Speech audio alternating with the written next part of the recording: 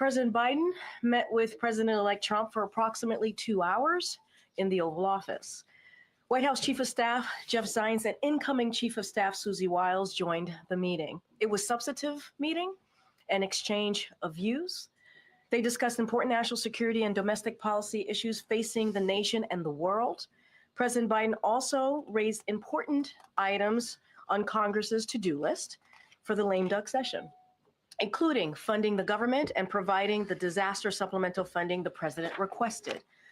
Finally, the president reiterated what he said to the president-elect the day after the election and to the American people in a Rose Garden just last week. We will have an orderly transition and a peaceful transition of power. With that, as you can see, I have the National Security Advisor with me, Jake Sullivan, who is going to preview APEC in Peru and also G20 in Brazil. The president is going to be leaving tomorrow, as you all know. And Jake, the floor is yours. Thanks, Corinne, and hi, everybody. I'm going to make some brief comments about the president's trip that he leaves on tomorrow, answer a few questions, because I know the issue you are most interested in is hearing from Corinne about the meeting. So I will not dally too long up here, but I think it is important to lay out the president's trip here over the next several days. Tomorrow, he travels to South America. His first stop will be Peru for the APEC summit, the Asia Pacific Economic Cooperation Summit. And then he'll go on to Brazil for the first ever presidential trip to the Amazon, and then to the G20 summit in Rio de Janeiro. At APEC, the president will reinforce America's leading role in the Indo-Pacific. And over the last 4 years, he has markedly enhanced our strategic position in this vital region, from our treaty alliances to AUKUS to the Quad to the historic trilateral with Japan and Korea. And with respect to that trilateral, he will meet with President Yoon of South Korea and Prime Minister Ishiba of Japan to celebrate the historic cooperation between our three nations and discuss the importance of institutionalizing the progress we've made so that it carries forward through the transition. While in Lima, President Biden will also meet with President Xi Jinping of the People's Republic of China. This will be the third in-person meeting between the two leaders since President Biden came into office, and their final meeting as presidents. They previously met, as you know, in Bali in 2022 at the G20 summit, and at Woodside, California, near San Francisco in 2023 on the margins of the APEC summit, which was exactly 1 year and 1 day ago. And throughout his time in office, President Biden and his team have worked to effectively and responsibly manage the competition between the United States and the PRC. The president's approach on the PRC has prioritized investments in sources of American strength at home, including growing the middle class and ensuring that America maintains its industrial capacity and its innovation edge in fields such as semiconductors and artificial intelligence. He has strengthened our alliances around the world, and especially in the Indo-Pacific.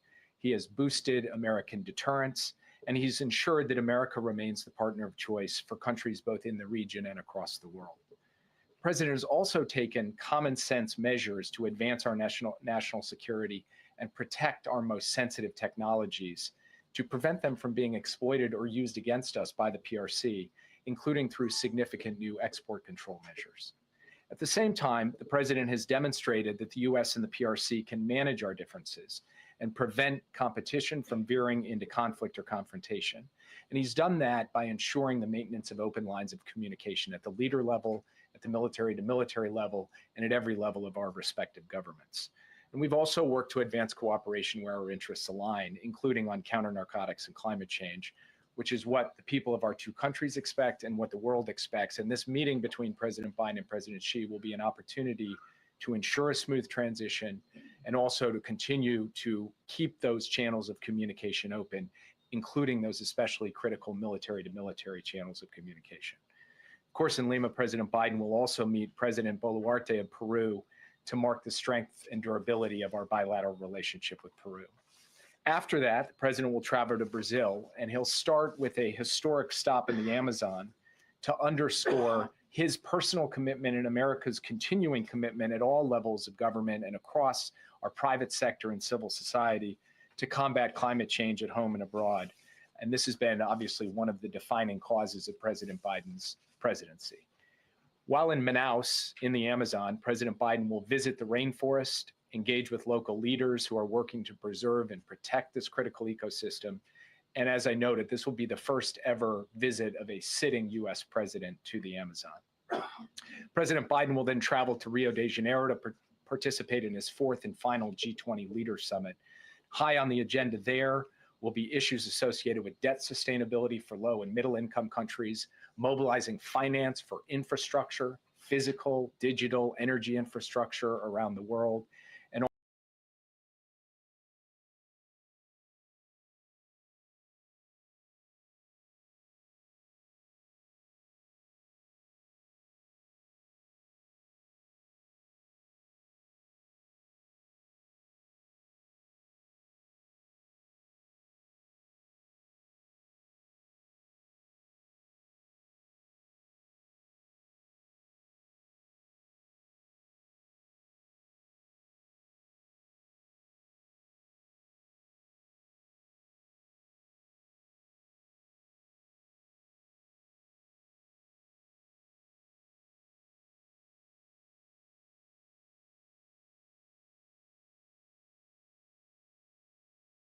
finance during our time in Rio. President, of course, will also meet with President Lula of Brazil. The two leaders have really built a strong, productive relationship over the last 4 years, and they're looking forward to have their final meeting together as presidents as well. So we've got a busy week ahead of us. And with that, as I said, I'll take a few questions and then turn it back over to Karine. Yeah. Thanks again for doing this, Jake. In the run-up to the election, President Biden warned that allies were worried about America's commitment to the world. What's his message to those allies after this election? Well, he's going to have the same message that he's had for 4 years as president, which is that he believes that America's allies are vital to America's national security. They make us stronger. They multiply our capability. They take a burden off of our shoulders. They contribute to our common causes, including the cause of standing up for freedom and territorial integrity in Ukraine. And as I noted in my opening comments, when he goes to this Asia-Pacific summit in Peru, he'll go with our alliances in the Indo-Pacific at a literal all-time high. Japan, Korea, Australia, the Philippines, a really remarkable record over 4 years. And that's what he's going to hand off to President Trump. And he is going to be making the case to our allies and, frankly, to our adversaries that America's standing with its alliances, investing in its alliances, and then asking its allies to step up and do their part, which they have done these past 4 years, is central to American strength and capacity in the world. That will be his message. It's a message of principle. It's a message of practicality. And it's been one of the causes of President Biden's life. Yeah. National security obviously came up in the meeting today. You've suggested that the president would make the case to the president-elect not to walk away from Ukraine. Was that message conveyed? How was it received? Well, I'll let Karine speak to what happened in the meeting. I will only note that President Biden reinforced his view that the United States standing with Ukraine on an ongoing basis is in our national security interest. And it's in our national security interest because a strong Europe, a stable Europe, standing up to aggressors and dictators and pushing back against their aggression is vital to ensuring that we don't end up getting dragged directly into a war, which has happened obviously twice in the 20th century on the European continent. So the president has made this case. He'll continue to make this case both privately and publicly. And he will make the case that our investment in Ukraine, the funds that the Congress has appropriated, these aren't just dollars that we're picking up and shipping over to another country.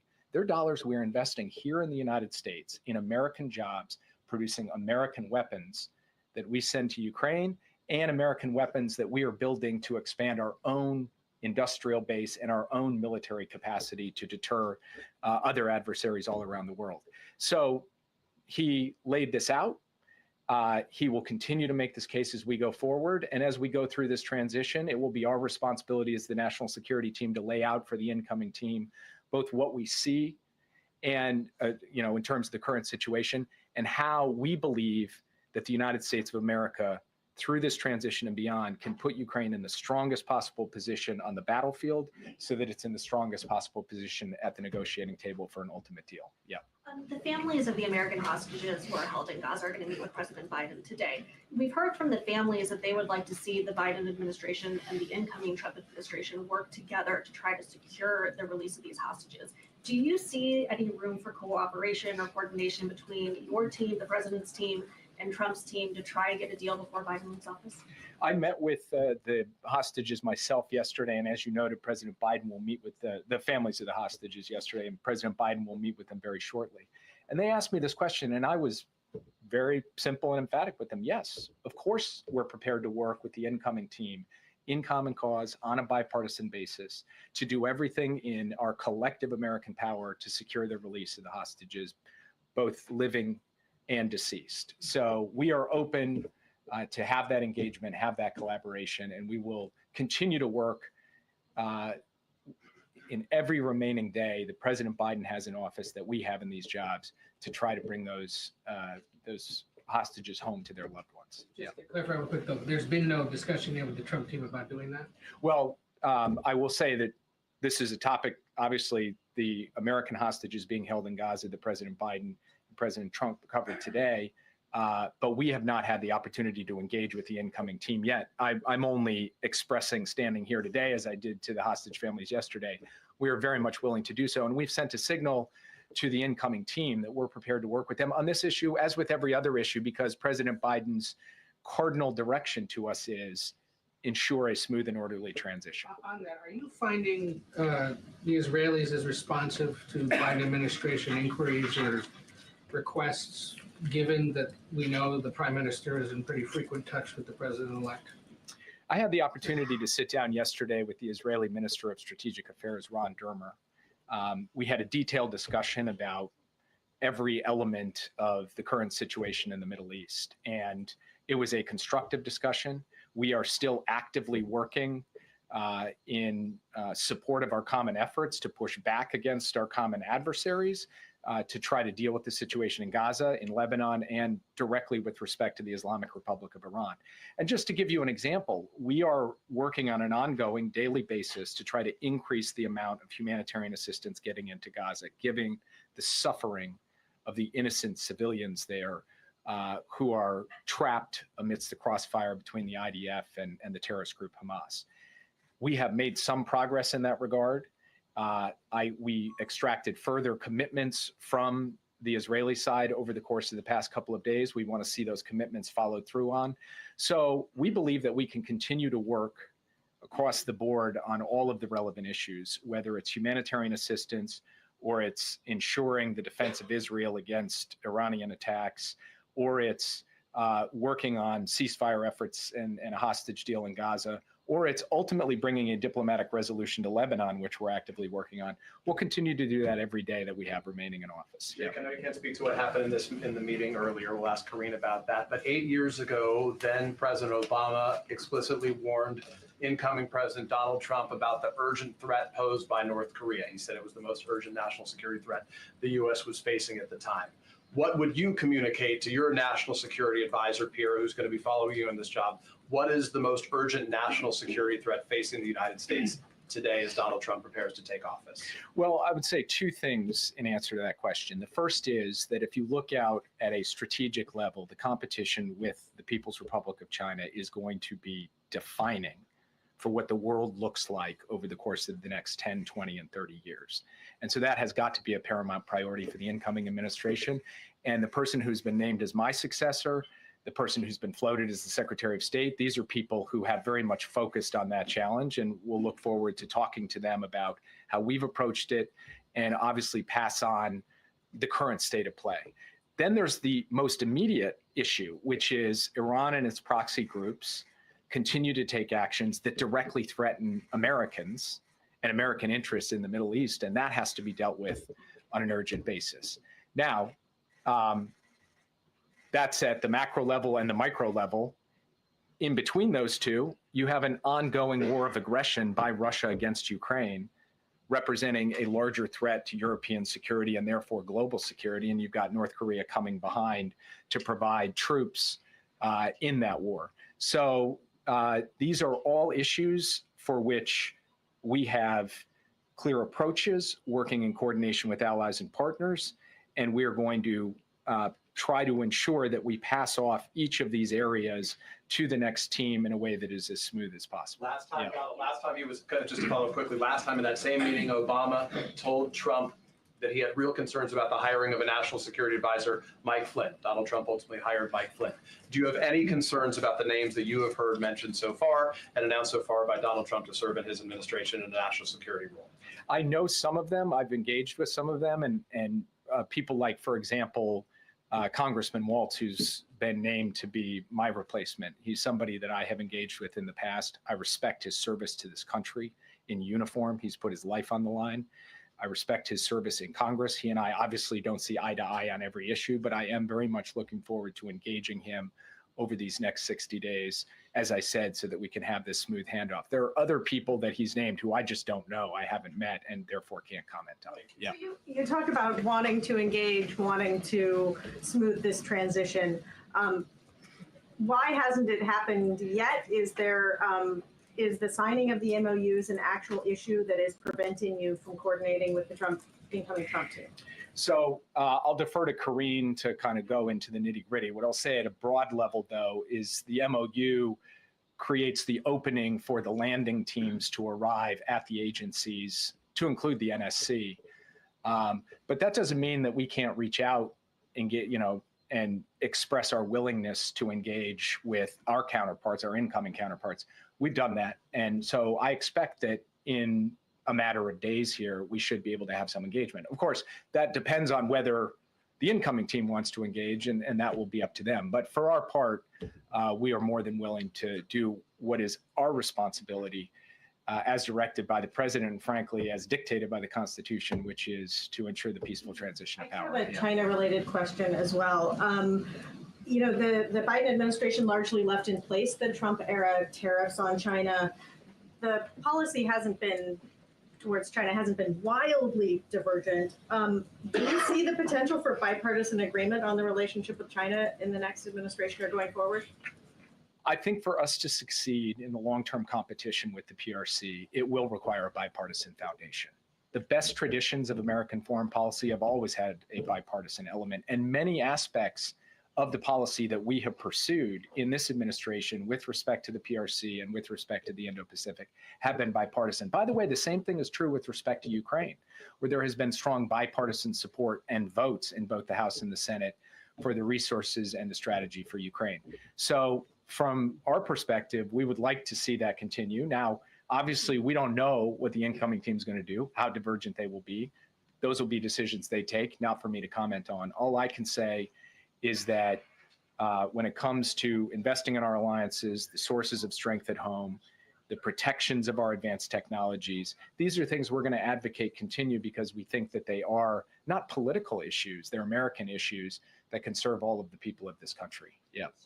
Will the president raise this alleged hack by a Chinese hacking group when he meets with President Xi?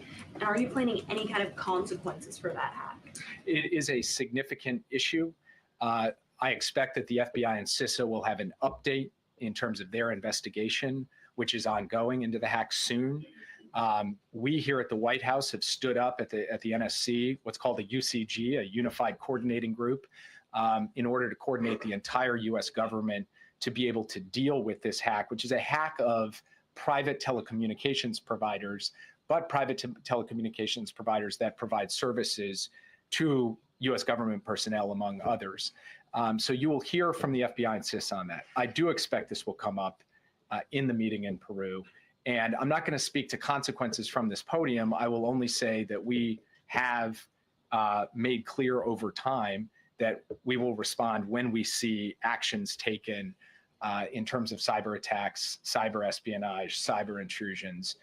That has been a feature of our policy to date. It will remain a feature of our policy going forward. I'll take just a couple more and then let Karine take over. Go ahead. Thanks, Jake. Can you give us a sense of what else President Biden said to President Trump about Russia in their meeting?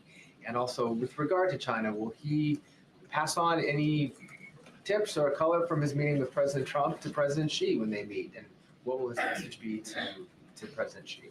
I've already mildly violated the not reading out the meeting proviso, so I will pass that off to Karine. Mild violations.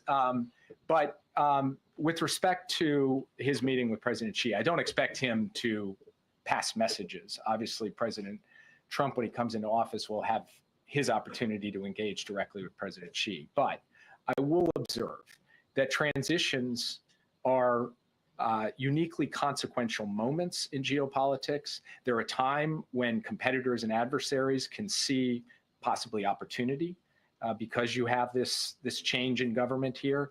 And so part of what President Biden will communicate is that we need to maintain stability, clarity, predictability through this transition between the United States and China. And he will also really reinforce the point that in order for us to manage this competition responsibly going forward, we have to sustain over the long term the channels of communication at every level, particularly the military to military level. And then, of course, he will look to try to consolidate progress on areas where we can work together, for example, on counter narcotics and fentanyl coordination, and on trying to manage the safety risks associated with artificial intelligence. So it's an important meeting. It will not be just a valedictory, although there will be an element of reflecting over the course of their long relationship. There is actual work to do in this critical moment between the US and China to ensure that we don't run into any problems in the next 2 months in this transition of power. Last question. Can you just sort of explain the strategy for the remaining drawdown authority for Ukraine, and also if the administration is going to ask for any additional drawdown authority in like an end of the year CR or spending plan?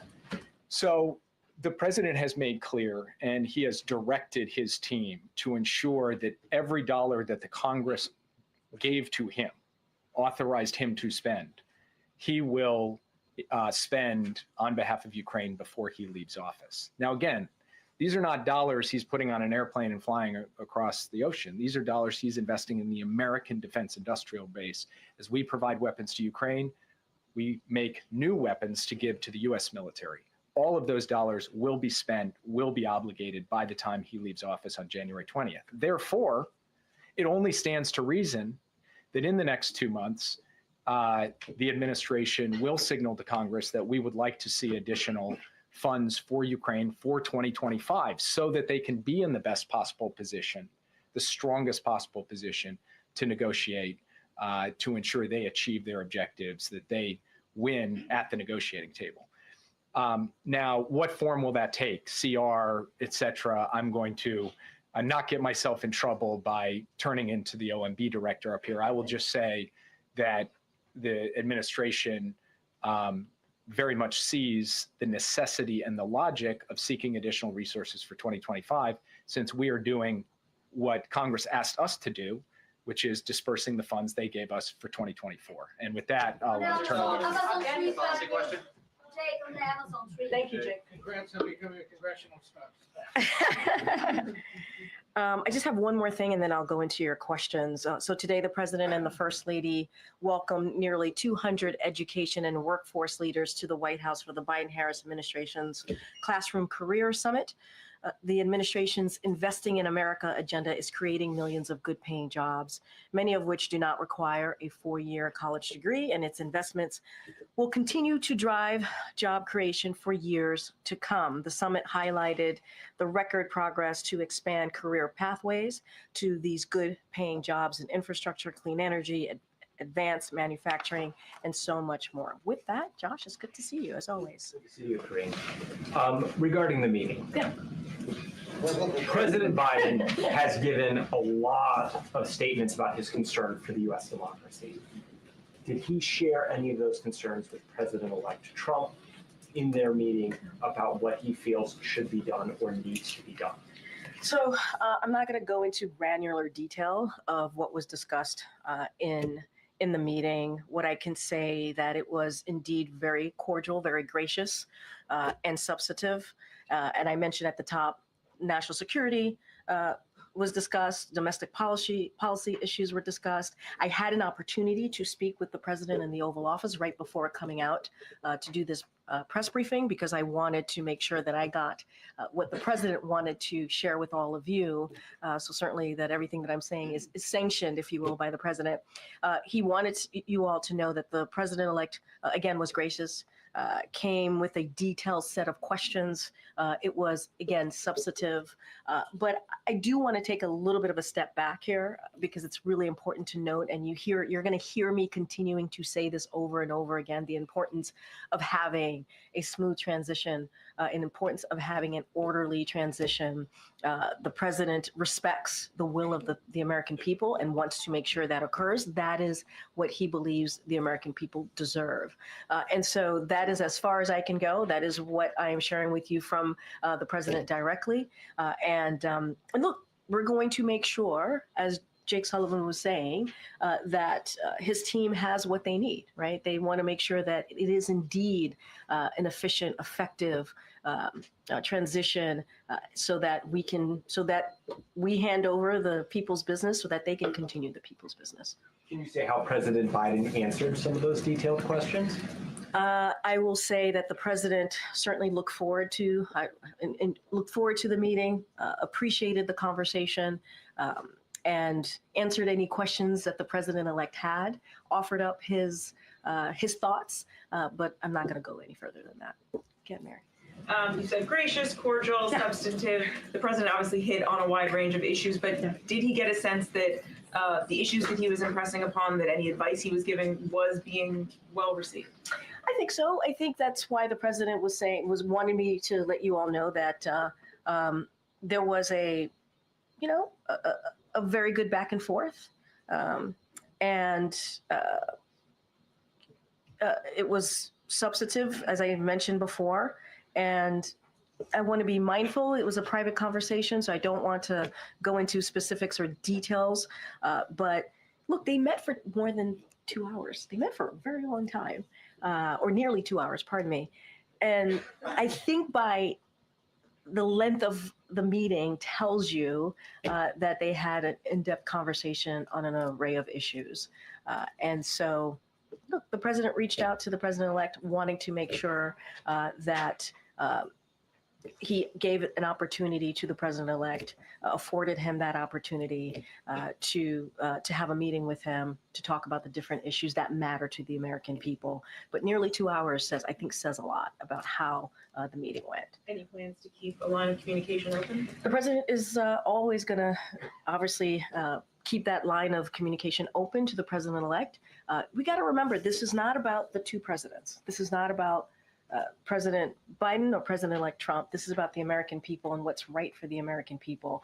And if anything, the president has led by example, right, over the last week now on making sure that we have this cordial transition of power. Just one other topic. President-elect Trump's nominee for defense secretary has questioned whether or not women should serve in combat roles in the military. Wondering what the administration makes of that. Is there any concern about women's ability to serve in certain roles going forward? I think we've made ourselves really clear. I'm not going to speak to this pick.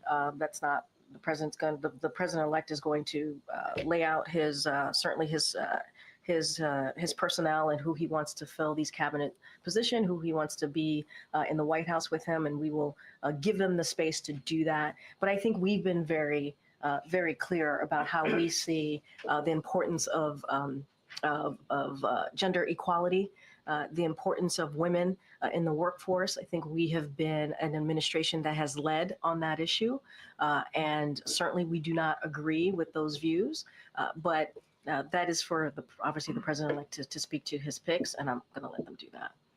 Okay, John. You said the president-elect came with a detailed list of questions. That's surprising to me. What was on his list? I'm not going to go into details of what was on the list. I shared that, and the president wanted you all to know that because we want to be very clear. It was actually a substantive meeting, nearly 2 hours. There was a lot discussed. There was a lot of back and forth. And I'm not going to go into specifics. I think if the president-elect wants to share his set of questions to President Biden, he certainly can and will if he chooses.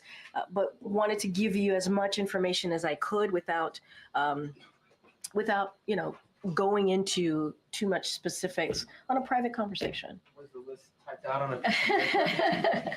I don't have. I appreciate the effort there, Jeff. I don't have anything beyond that. Did the issue of the fact that President Trump did not acknowledge President Biden as the winner of the 2020 election come up today? What we want to do is move forward. We do. Really? No, seriously, what we want to do is move forward. We respect the will of the people. There was an election, as you know, last week, and the American people spoke. And so the president is going to make sure that he puts the American people first. He's going to make sure that we move forward in this process, in this transition process, in a way that is respectful to the American people and to lead by example. And so that's our focus. That's what we want to do. I think the president has shown that in the past week of that leadership. And so that's what you're going to hear. That's what we're going to continue to do in the 68 days that we have left in this administration. I understand that. I guess that just seems like a piece of unfinished business between them. Did it come up at all? Look, that is something certainly that I would leave for the president-elect to speak to. What I can speak to is this president wanting to focus on the American people, wanting to focus on issues that matter, domestic policy issues, national security issues that are critical and important in how we move forward as a country. That's what the president wanted to focus on. Again, it was gracious, it was substantive, and I think that's what's important. And what we are showing the American people is how you do this. How do you have a peaceful transition of power, how it looks, and leading by example. And that is quintessential Joe Biden, I believe. Good. Yeah, thanks, Green. I'm just trying to understand. I mean, besides demonstrating a peaceful transfer of power, what was the big message that President Biden was trying to convey to incoming President Trump? I think just that, and the American people. You know, you all had those who were able to be in the room got to see the two presidents sitting side by side, shaking hands. You heard what the president-elect talked about politics being tough, and understanding what that looks like. We get that as well, you know. And I'll go back to what we said last week. Did the elections turn out the way we wanted? Absolutely not. Are we disappointed? Yes, we're disappointed. But again, there was an election, the American people decided, and what the president wants to focus on is what it looks like. What it looks like to move forward, to put the country first, to put the American people first, and move forward in a respectful way. I think that was also the message that you saw from this president today. These regulations, does the White House have any concerns about this effort, or do you think maybe it's a good idea to look at these things? No comment. I'm not going to comment. You talked about ensuring that the next administration has all the resources they need for this transition. But one thing that needs to happen in order for the Trump transition to have access to agencies and such are these signings of the memorandums of understanding with both the GSA and the White House, including an ethics plan. Did that come up in any way in the conversation today, even if it was just between Jeff Zients and Susie Wiles? And I was just going to say that, as you know, Jeff Zients, the chief of staff, had an opportunity to speak with the incoming chief of staff. I have not spoken to Jeff on if that issue came up, but Jeff has been leading this effort of making sure that we have that smooth transition of power. We are ready. We are ready to go. And I've also mentioned that the co-chairs of the Trump transition have said that they are in public have said that they are going to sign the MOUs. So I'm going to have to leave it to them. We are ready. And Jake, I think, put it really well when he said, it doesn't mean that we can't still have conversations. It doesn't mean we can't engage with our counterparts or those who have been picked by the president-elect to come into this administration. Certainly, we are open to that and want that to happen. But I would have to refer you to the Trump transition, they have said they would sign those MOUs. And back in 2000, then Vice President Al Gore actually hosted George W. Bush a few days after he had conceded the election. When Bush came to meet with Clinton, he then went on to meet with Gore. Did Vice President Harris stop by the meeting at all today? And does she intend to host So I can say the Vice President did not attend the meeting between the two presidents this morning. I would have to refer you to her team on how she wishes to move forward and her part in all of this. But you also heard from her last week when she talked about the importance as well of having a peaceful transition of power. So leave that to her to answer. Go ahead. Just to work out a few of the details. So it was four of them in that room, the president, the president-elect, chief of staff, the chief staff designate. Yes, sir. Were the two presidents ever left alone in the room? I don't have anything beyond what I shared. What I can say is it happened for approximately 2 hours. And it included the current chief of staff, the incoming chief of staff, and obviously the two presidents. I can't speak if the presidents had not, the presidents themselves, President-elect and President Biden had an opportunity to speak privately. I can't speak to that. I did ask. Over in the diplomatic room, right? Right. So to your point, you are correct. We sent out a pool note about how the President Biden, and also First Lady Dr. Biden greeted President-elect Trump upon his arrival, and just to add a little bit of color there, she gave the President-elect a handwritten letter to congratulate Mrs. Trump, and so also express their readiness to be involved and engaged with her team, Mrs. Trump's team. And so that specific piece, obviously, I would direct to the First Lady's office. But yes, they first met and greeted each other in the diplomatic room. But Jake or nobody else came in, or it was just the four. It was just the four of them, as far as who was in the room with the president. It was in the Oval the whole time. Yes, it was in the Oval. The Oval meeting was in the Oval, as I just stated, and you flagged for me that they greeted the president. They, meaning the First Lady, and also the President Biden greeted President-elect Trump when he arrived. I have one other question with this weekend that people might wonder. Yeah. It's their third meeting since President Biden took office, but why bother having a meeting with Chinese President Xi if there's only 68 days left to go on the Biden? I think, look, this is, Joe Biden. He understands the importance of having face-to-face, one-on-one conversations with world leaders. And I think Jake did a pretty good job laying out what's next, what they are thinking about, the reason for having the bilat. But it is an opportunity. They're both going to be in Peru. They're both going to be attending the APEC conference. It was an opportunity for them to meet. I think it's important. The issues that they're obviously going to speak about are important to the American people. And you think about national security, you think about Indo-Pacific. And so, I think this is very much something that the president would do, have that face-to-face, have those in-person conversations with other world leaders on issues that matter here to us and obviously globally. Okay, Peter. Thanks, Green. Did President Biden show incoming President Trump anything classified? No. No. Why not? Why would he? This was an opportunity for them to speak candidly, openly. I've said to you that it was gracious. It was incredibly substantive. And I'll just leave it there. The last time these two were together in the same room was at the debate. They talked a fair amount about playing golf. Do you know if a plan was made for them to play golf in President Biden's retirement? Actually, that's not the last time they saw each other. They saw each other at September 11th. I'm going to move on. Go ahead, Ed. In the meeting, we saw a unified front related to a transition in the Oval Office meeting. But a lot was said on the campaign trail, like Trump is a dangerous threat to our country and our democracy. Was there an apology today? I'm sorry? Was there an apology from President Biden for the words, some of the words used? An apology from the President Biden. To President-elect Trump for some of the words that was used on the campaign trail. Look, and I've answered this a couple of times about a threat to democracy in the past week. The president is going to always feel obligated to be honest with the American people. What he says still stands. And it's not just him.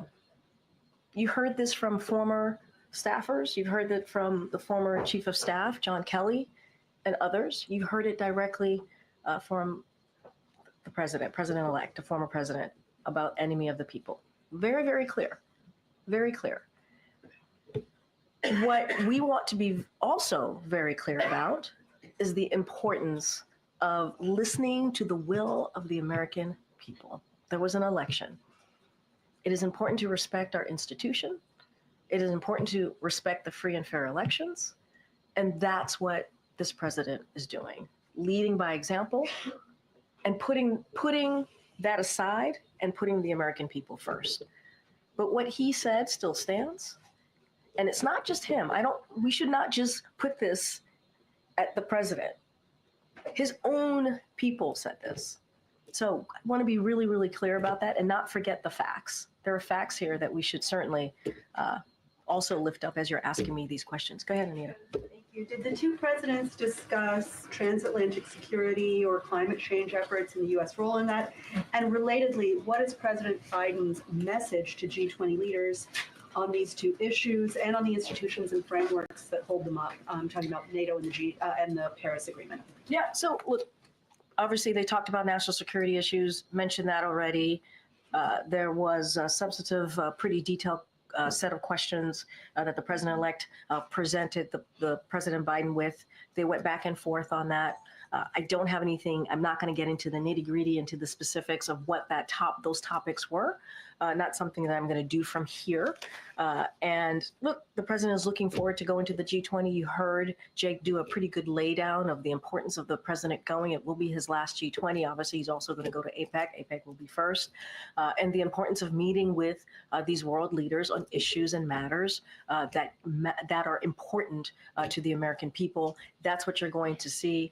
This is going to be a continuation of the progress that we have made in almost 4 years on the world stage, whether it's talking about Ukraine and continue to support Ukraine, talking about Indo-Pacific, talking about the Middle East and how to move forward here. And so all of those issues and topics are certainly going to come up. And the president looks forward to having those conversations. That we know that President-elect Trump does not look favorably upon NATO or upon the Paris climate change.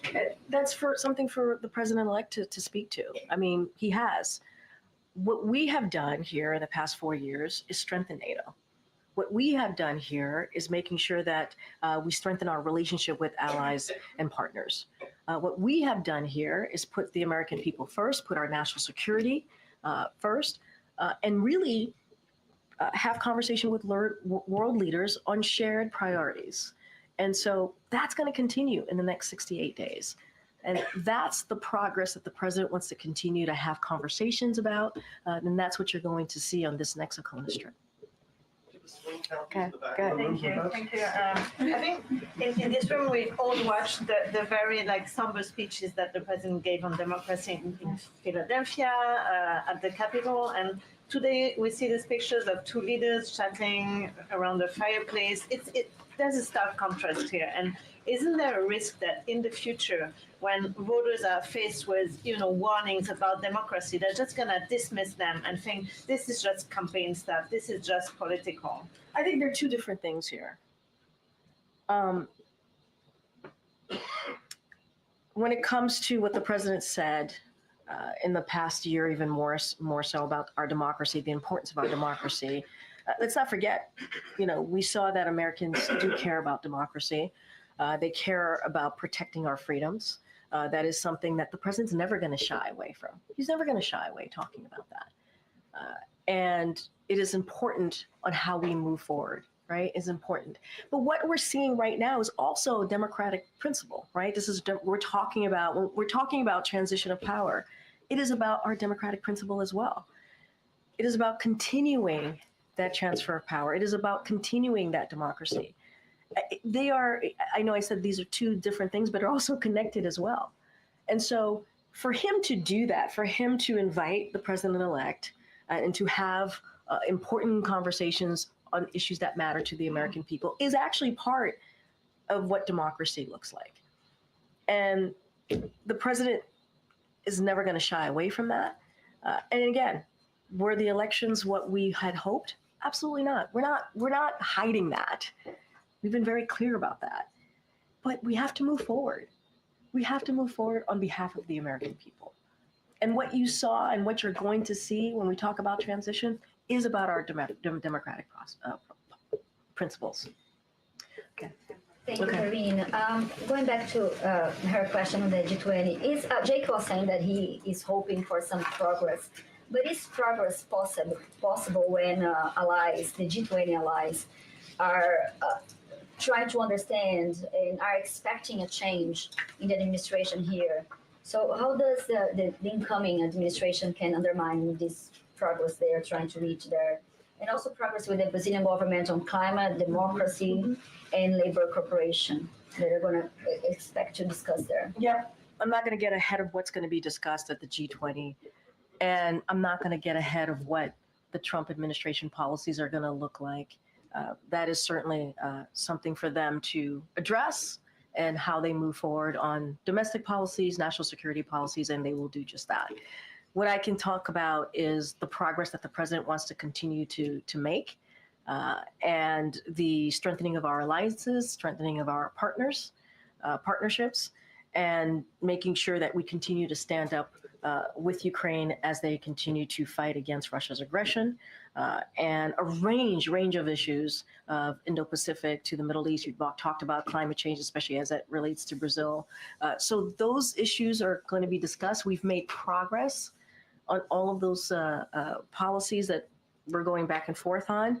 I'm just not going to speak to private conversations that are going to happen, what's going to be discussed, and just speak to what we can do, what we're looking to do, and why it's important. This ACONUS that the president's going to go on is going to be a continuation of what he has been able to do for almost 4 years now. And what does Trump victory mean to the world? You know, what I can say, and I'm going to sound like a broken record, what the president is going to do is continuing to make sure that we follow the election results, the will of the people. Majority of Americans decided.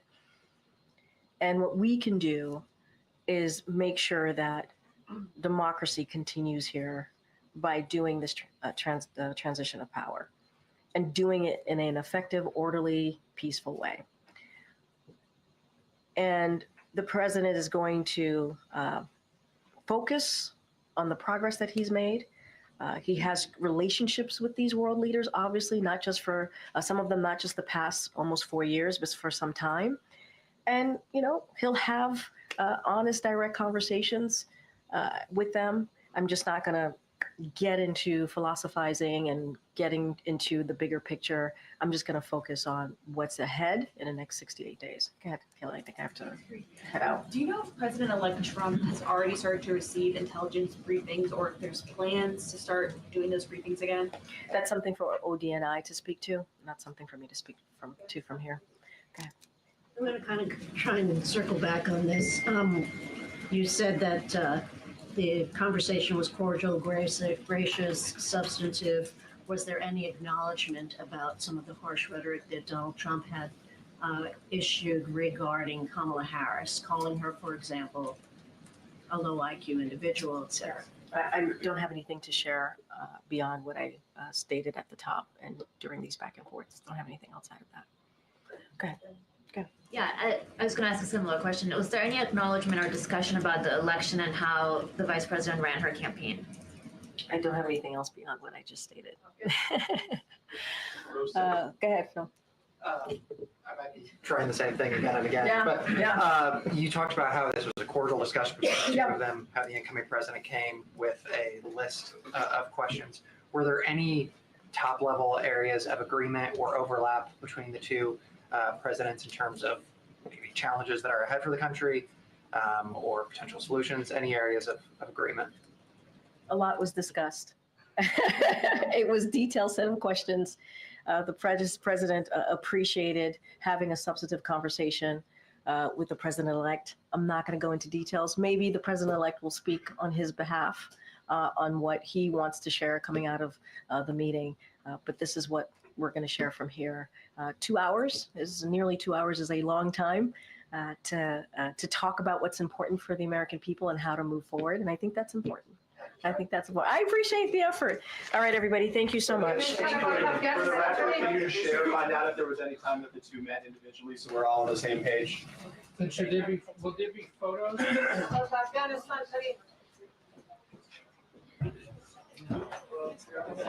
Yes.